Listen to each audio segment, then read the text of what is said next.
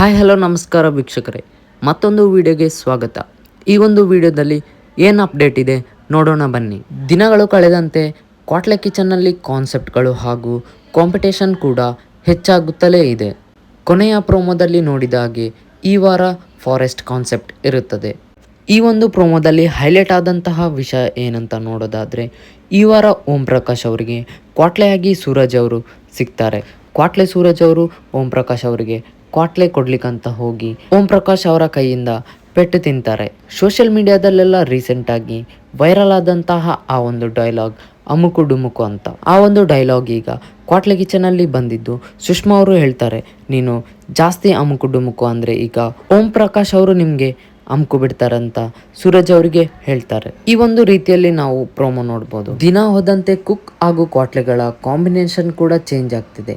ಅದೇ ರೀತಿಯಲ್ಲಿ ಕಾಂಪಿಟೇಷನ್ ಕೂಡ ಟಫ್ ಆಗ್ತಿದೆ. ಇದರ ಫುಲ್ ಎಪಿಸೋಡ್ ಇಂದು ಕಲರ್ಸ್ ಕನ್ನಡ ಚಾನೆಲ್ನಲ್ಲಿ ಪ್ರಸಾರವಾಗಲಿದೆ.